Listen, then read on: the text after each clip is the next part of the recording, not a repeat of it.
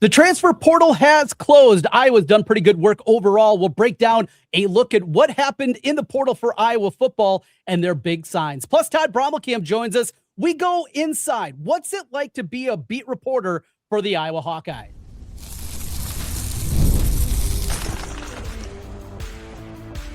You are Locked On Hawkeyes, your daily podcast on the Iowa Hawkeyes. Part of the Locked On Podcast Network, your team every day. Hey, welcome in. I'm Trent Condon. He's Todd Brommelkamp, and this is the Locked On Hawkeyes podcast. Thanks for making Locked On Hawkeyes your first listen every day, your daily Iowa Hawkeye podcast here on the Locked On Network, your team every day, now #1 for sports podcasts. Today's episode is brought to you by Game Time. Download the Game Time app, create an account, and use code LOCKEDONCollege for $20 off your first purchase. Todd and I, we have a combined 50 years of experience covering the Iowa Hawkeyes on the radio and various other outlets. Todd was on the main beat. And in fact, that's something we're going to talk about a little bit later on. We're going to get into a couple of stories from the road. What's it like being on the Iowa beat? I've always just been so interested in that. So we'll have a moment here kind of during this time of year where we're transitioning into the winter sports deep. Football with the portal closing is finishing up. Want to get Todd's perspective on that. But Todd, we're going to begin today with a look back at the transfer portal. Interesting way that Iowa went about it. And though there was a lot of excitement this time a year ago, the addition of Mark Gronowski, we go back to really that first big portal year with Cade McNamara coming in, Caleb Brown from Ohio State. Look, they got a 4-star wide receiver. This has been a little bit different for Iowa for the most part, just tapping into the FCS ranks. Yeah, you mentioned Cade McNamara. I was actually at a thrift store earlier today, and they had a Cade McNamara bobblehead like a couple weeks ago, the last time I was in there. And today there were 3 of them. So they're multiplying. But I think it's a cautionary tale. You know, you just never know what you're going to get when you go into the transfer portal. And I think I've mentioned this when we've talked before. They change the rules every year. So just when you think you're used to how things are going to play out, you know, they like with this year, the shorter window, the singular window, one of these days they'll figure out what works and settle on it. But I think Iowa did a nice job, and it's just that's what college football is in this day. It's more important. The portal window is more important than National Signing Day, and I never thought I would see that. That was such a huge deal. And since we are a couple of old timers, we remember just how important that was back in the day. And we got to that February date. Oh, here we go. This is going to be hugely important, obviously, for what they're doing and the way that it's going. And that's not the case anymore. When I go through the portal too, I mentioned the FCS ranks, but I think another component that is really intriguing with what Iowa did here is they brought in a bunch of these guys. Almost all of them have multiple years of eligibility. And it's something that I know I've mentioned in the past, Todd, is we've seen these one-year rentals overall, especially along the lines, not work out really well. Even look at a guy like Shaheed Barrows, thought he was going to be in the mix. I know he had injuries this year. Same thing for Bryce George, but the one-year rental, and I think it kind of goes hand in hand with just the way that the Iowa football program is built. Like the expectations. Todd, you've been there before. You've been in those practices, snapping a couple of pictures, right? Where all you get to see is them stretching, or maybe you'll get to see a drill. And one of the things that always stands out, and one of the practices that I was at, I was watching the defensive line. And watching the defensive line, I think it was at a bowl game, and they were seemingly for 10 straight minutes going up and just working on hand placement, getting their hands up in the proper way. It is incredibly boring. It's repetitive. But in order to understand exactly the way that things need to go for Iowa football, you have to drill those things in. And in 1 year's time, or really, realistically, possibly a spring practice, August camp, and that's it. It's just not enough to get up to the expectations they have for their players. Yeah, and like you said, I think it's going to be interesting with going with guys that have multiple years of eligibility left, because this is still such a year-to-year sport now that even if you bring a guy in and you think he's got 2 or 3 years of eligibility left, just doesn't necessarily mean he's going to spend all of them with you. To me, I think that's the frustrating part here. If you're a coach, is bringing somebody in and thinking maybe that they'll be there for 2 or 3 years, and then who knows, maybe they have a breakout year, and then you're scrambling to try to come up with resources to keep them there. And I think it's a better idea to bring in guys that you can maybe develop and grow with for a year or two than to go and get that Band-Aid, that instant fix, especially at other positions. Now, quarterback, I got no problem going out and getting the hired gun, the one and done guy there. But at other positions, especially up front on the lines, and it's not necessarily a bad idea to have somebody come in for multiple years. The trick is, in this day and age, you got to keep them around and keep them in the program and keep everybody happy. And for the life of me, I don't know how coaches did that prior to the transfer portal. And now I certainly don't know how they do it. Because every time you're bringing somebody in, Kurt Signetti talked about this in the lead up to the Peach Bowl. Like, you got guys that you're trying to keep happy in the middle of a college football playoff. And every time that you go and somebody announces a commitment, there's a chain reaction, right? Because, hey, I play that position. So this guy's coming in. What does it mean for me? Everybody wants to be number one on the depth chart. And that's a problem for coaches, right? You only have one spot for a number one on the depth chart, and you need depth. And the problem is, a lot of the depth guys are going other places and chasing other opportunity. It just makes things so hard to predict year in and year out, in my opinion. You know, you kind of mentioned that, and I think it goes hand in hand with what we saw. And probably the biggest surprise departure was Cohen Enteringher, because this is a guy, not only a starter, a guy that was beloved inside the locker room. He was voted to go out to Vegas, something we'd never seen before. A guy that had one career start and was voted one of the players that got to go out for Big Ten Football Media Day to head out that direction. He departs. He's at Louisville now. Well, Iowa, hand in hand, well, there had to be a chain reaction. They also saw, at minimum, a depth piece in Cale Kolarek, who leaves for South Dakota. So they go out, they bring in 3 new safeties. Xavier Styles, a kid from Robert Morris's. Apparently Robert Morris and Iowa's got some kind of connection now with Alvaro Forgueras on the basketball side of things. And now with Xavier Styles coming in and a couple more really intriguing guys, they go out and they get a really big safety type in Anthony Hawkins from Villanova. And then the third, they go back to James Madison and Tyler Brown. 3 different type of guys, 3 guys you think that are going to help, but you see the position versatility that they bring in. In a way, this is kind of intriguing with Phil Parker bringing in these prospects that certainly look like they have a lot of upside, coupled with his tutelage. I'm kind of excited with all 3 of these guys, but maybe most importantly, 2 of these guys are real big. I mean, 6'3" safeties. That's something Iowa hasn't had a ton of. Yeah, and I think it also does a little bit to light a fire under some of the younger guys that committed to the program, and they want to be Hawkeyes, but maybe they haven't had their moment yet. It underscores, nothing's going to get handed to you in the Iowa football program, and this is just another example of it. But yeah, you look at the last couple years, and maybe especially this past year, the defensive backfield, one of the issues, the areas of concern for the Hawkeyes. So they addressed, in my opinion, what they needed to address. And, the one thing that we've learned here in the transfer portal era and watching these guys jump from smaller programs to bigger programs is guys can play football. And, even if they're at a school that has a direction in the name or one that you have to look up what conference they're in. I go back to Devontae Ross at Troy when they came into Kinnick Stadium. Yeah, that guy looked like a Big Ten football player, and it turns out he wound up becoming a Big Ten football player. We joked about, Iowa shouldn't let this guy get on the bus and go back to Troy or whatever. Well, he wound up in the Big Ten at Penn State. So guys can play everywhere, and it's just a matter of scouting and trying to figure out who's a good fit for you. To me, it makes things really intriguing. But on the other hand, as an old school guy, it's also really frustrating because you don't know what things look like year in and year out.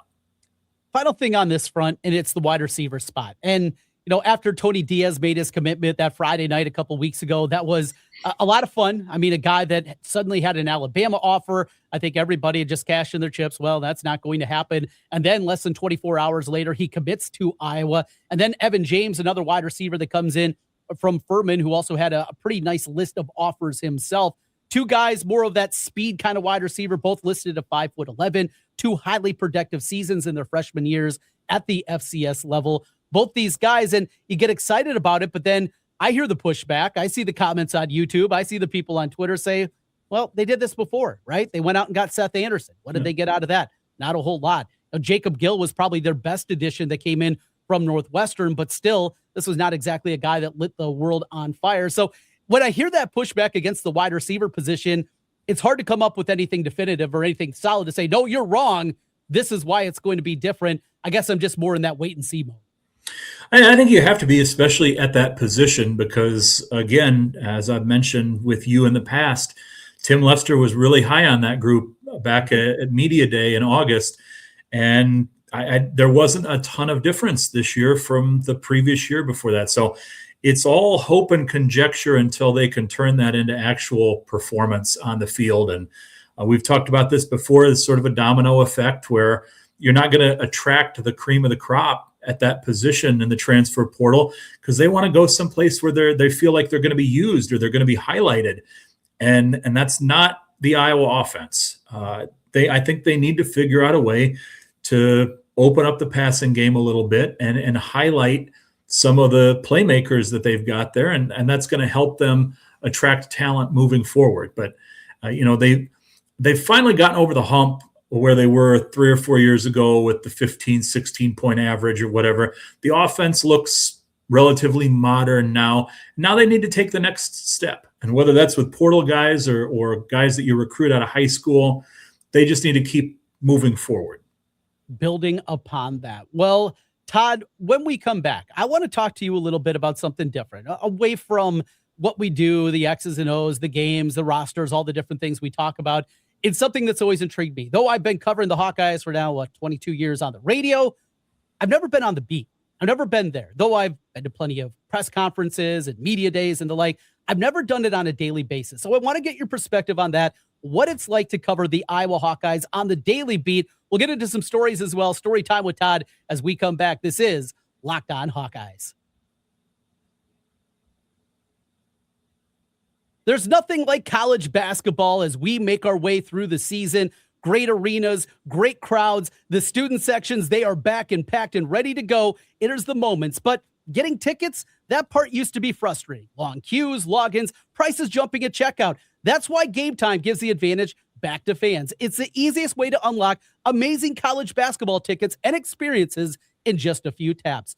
I took a look at the Game Time app. A lot of great games coming up here at Carver Hawkeye Arena, not just for men's basketball, women's basketball, wrestling, and all kinds of great deals right there on the Game Time app. I love the ability to see exactly where you're going to be inside the building. Is it a good seat? Is it a good view? Where you're going to be, maybe how quick it's going to take to get up there and get a Carver Cohen. You can do that in the Game Time app. Plus, no more surprise fees at checkout. Upfront pricing, an absolute game changer with the Game Time app. Take the guesswork out of buying college basketball tickets with Game Time. Download the Game Time app, create an account, and use code LOCKEDONCollege for $20 off your first purchase. Terms apply. Again, that's code LOCKEDONCollege, LOCKEDONCOLLEGE for $20 off. Download the Game Time app today. Trent and Todd back with you, Locked On Hawkeyes. Thanks for being with us and making Locked On Hawkeyes your first listen every day, your daily Iowa Hawkeye podcast. Todd, you've been doing it for a while on the Iowa beat. So take us through. I know the radio gig came a little bit later. We had some friendly acquaintances when we were at Iowa at the same time, knew some same people that were working with you at the newspaper, Versace, Nick Virchow, who was over there with you over at the DI. So I know you did it differently. I wanted to be a broadcaster. You wanted to be a writer, and you did that for a number of years. Take us through a little bit, though, first of just the timeline and how long you were on that day-to-day beat. Yeah, look how that turned out for me, right? No, I got no regrets. I had it was a fun 20-some year run, but I started at the Daily Iowan, and also, I had my toe in the radio waters a little bit early at KRUI too when I was at Iowa, but went from the Daily Iowan to voice the Hawkeyes magazine and affiliations with Rivals at first, and then 24/7 Sports, and did just a little bit of everything. But it was an interesting time because when I first started covering Iowa athletics, it was 1999.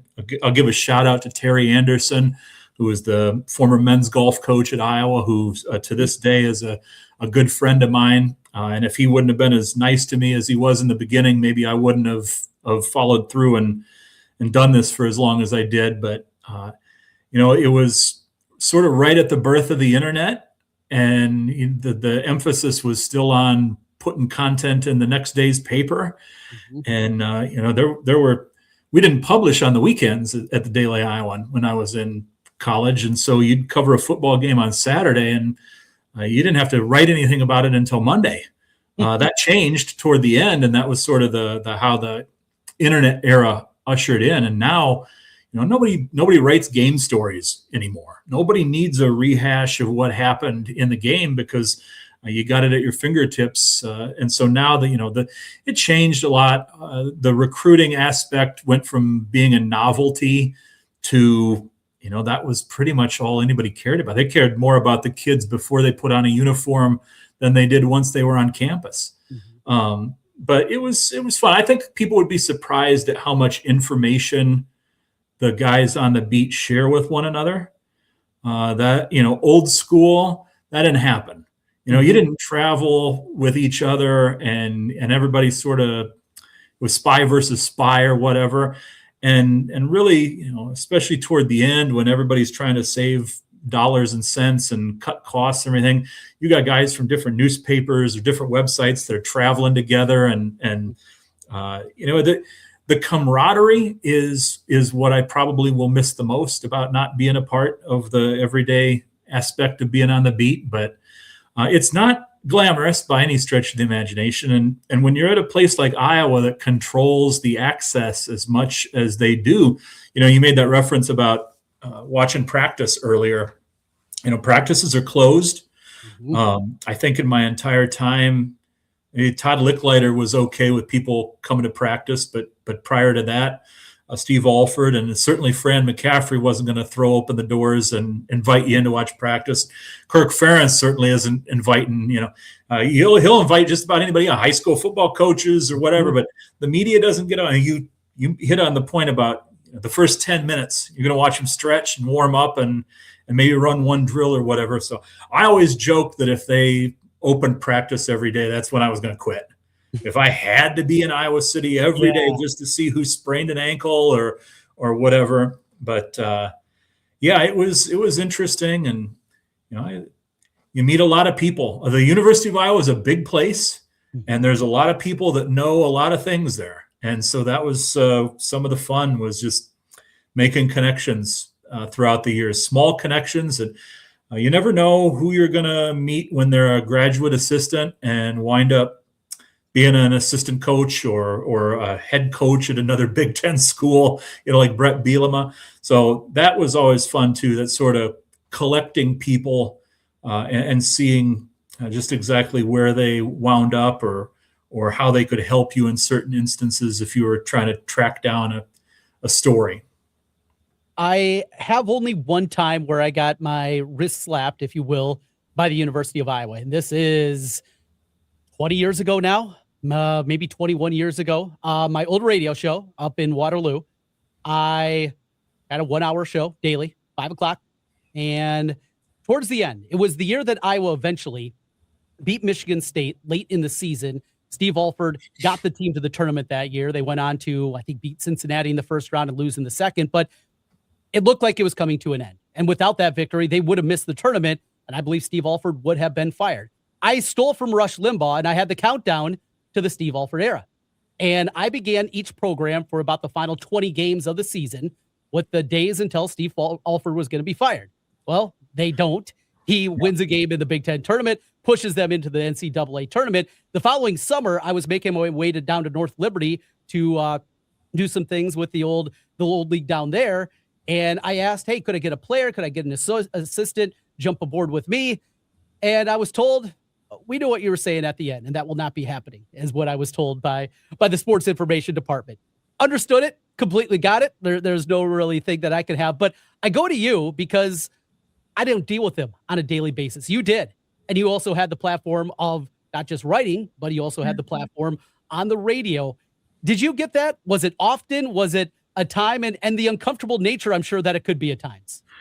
Yeah, I think there were ups, there were downs. There, you mentioned slaps on the wrist and cold shoulders, and at the end of the day, I think we had a relatively professional relationship for the most part.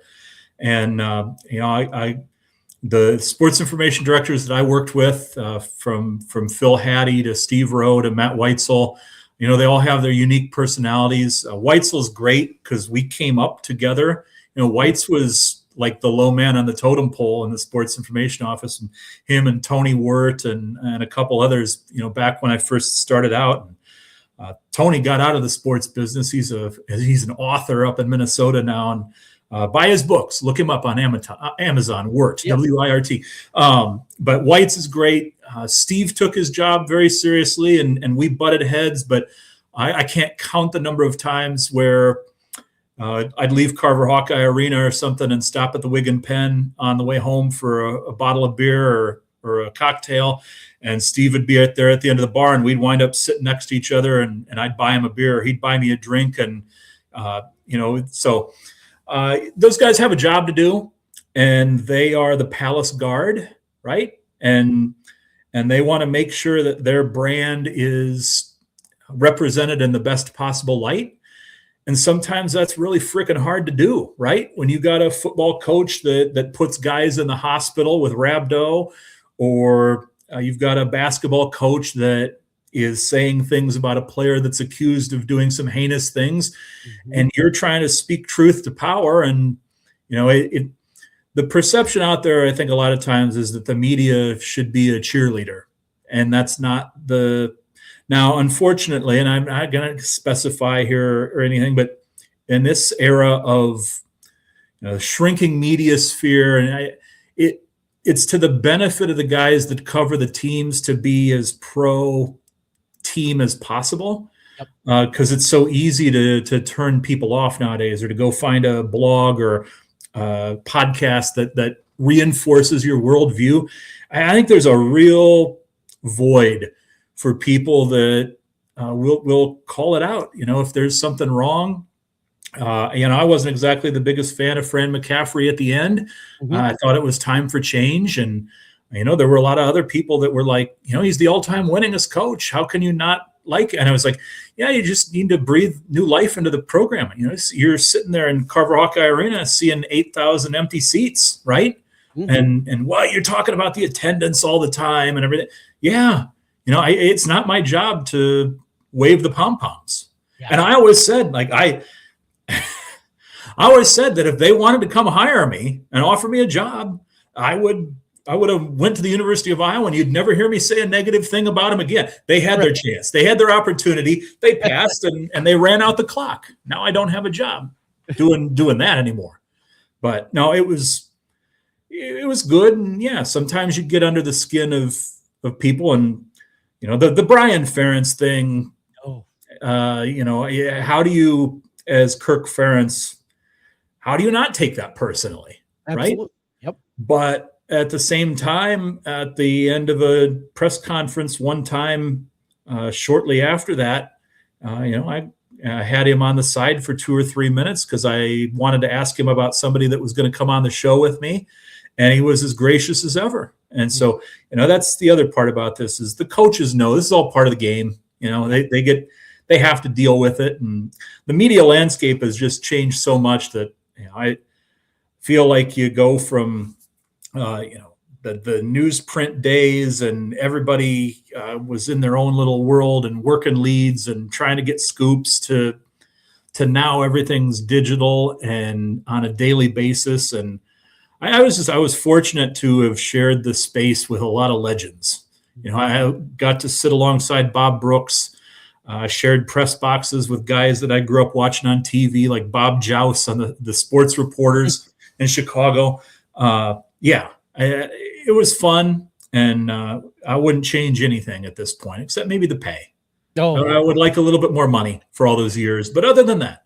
Yeah, no doubt. Well, Todd, with that, there's stories from the road, and that's what we're going to wrap up here as we go inside what it's like to be on the Iowa Hawkeyes beat. Todd Brommelkamp hanging out with us here today. We're back with more in a moment on Locked On Hawkeyes.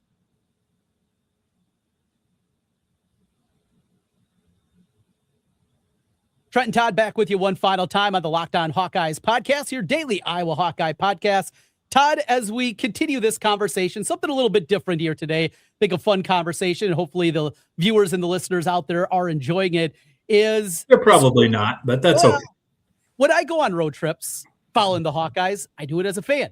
I do it. I'm getting liquored up. I'm having a good time. I'm hanging out with my buddies. We're finding a casino. We're doing those kind of things because it's a mini vacation for us.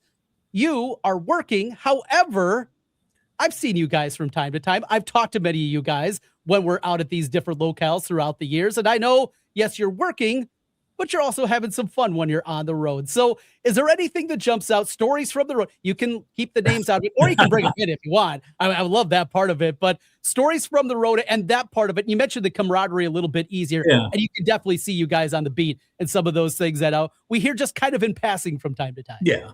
You're talking about liquored up and going to the casinos and everything. Trust me, there's plenty of that when we're working too, in the off hours, but the Florida bowl trips were always good, good for a dog track or a horse track on a day off. I went at the Tax Slayer Bowl in 2014.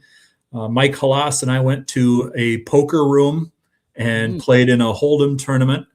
And I felt bad for Mike because he asked me if I wanted to come along, and then I wound up making the final table.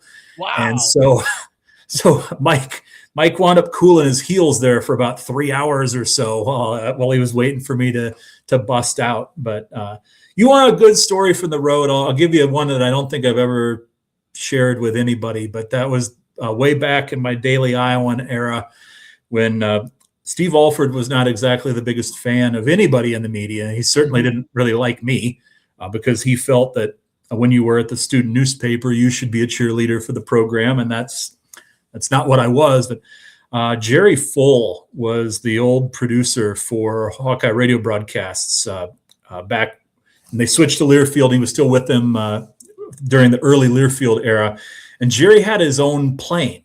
Jerry would fly to the basketball games, the football games, and occasionally people would fly with him, and he invited me to come with him one time to an Iowa-Indiana basketball game, which, were always big stories because anytime Steve Alford was going home. And we got from the airport to the arena, to Assembly Hall, and then I said to Jerry, how am I going to get back to the airport after the game is over? And this is well before Uber and all of that. And the airport in Bloomington is out in the sticks, right? Mm. And so we came up with this idea with Jerry Palmer, a frenemy of mine. Jerry didn't like anybody being critical of the Hawkeyes, but Jerry was also always great to me. And so I was going to ride the team bus back to the airport in Bloomington. And Iowa, I think, if I remember right, Iowa lost the game, and I had to get out of the building super early, write my story, get out of the building really fast before Steve Alford. I had to beat Alford onto the bus because coach sits in the front. You can't walk past him. There was no way he was going to allow it. And so I remember I snuck on the bus, and there were certainly some players that were like, what the hell's going on, And Jerry had this suit bag, for like dry cleaning and stuff. And it was hanging on the window. And I remember getting on the inside seat and slinking down, right? Trying to stay out of sight, out of mind.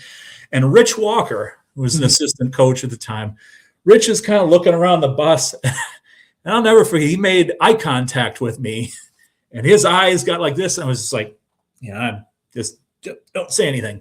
Well, Jerry got on the bus, and then Jerry sits next to me and sort of hides me. And I'm riding the bus to the airport, which is an uncomfortable 10-minute, 15-minute ride or whatever. Now, all I could think of was, if Steve Alford finds me on this bus, he's going to stop the bus and make my ass walk or find a way to. So luckily we get to the airport, and Steve Alford gets off the bus. Coach is first off the bus, and I'll be damned if Bob Brooks doesn't stop him at the airport. They're talking right by the exit to the bus. Mm-hmm. And so I'm like, it's now or never, man. I got to get off this bus. So I was able to get off the bus, and I wasn't discovered, but I sometimes think back on that. What would have happened had I been discovered, because I know what would have happened. Yeah. He would have Walking through the fields of Bloomington. He would have kicked me off the bus in a heartbeat. We flew with them. We flew with Iowa men's basketball to the NCAA tournament the first year that they made it, 2001, out to Long Island. They had extra seats on the charter plane. So Rick Coleman from KWWL and myself, Pat Hardy from the Iowa City Press-Citizen, they offered the empty seats to the media. We had to pay for them, obviously. But, you don't see that happening anymore. You don't see media guys on the team planes, and especially now in the age of Twitter and instant news. But I don't know whether I could write a book or not. Anybody can write a book. Nobody wants to read books anymore. That's part of the problem. But I've got some other stories sometime, but when I was on the radio, I always told my listeners, those are going to involve drinks. You see me at a bar some night and buy me a drink, I'll give you my best Ed Podolak story. Ooh, Locked on Iowa listeners aren't going to get that one. Yeah. That is tremendous. Absolutely. Well, we'll have to maybe have a couple of ales and talk about that sometime. You and me down the road, and definitely enjoy those conversations. That's a good one. And hiding from Steve Alford. I think all of us at one time. Hiding from Steve Alford, yes. From Steve Alford. Absolutely. Todd, fun as always. Appreciate your time. We'll talk to you here again soon as we get deeper into basketball, but really appreciate the story time. Story times with Todd, one of the most fun things I think we do here on Locked On Hawkeyes. Todd, we'll talk to you again next week. All right. Enjoy Mexico. Absolutely. Thanks for joining us here. Thanks to Todd for joining us as well. We'll talk to you again tomorrow as we break down the depth chart of Iowa football. Now, after the portal closes, we got that covered. Thanks for joining us, and go Hawks.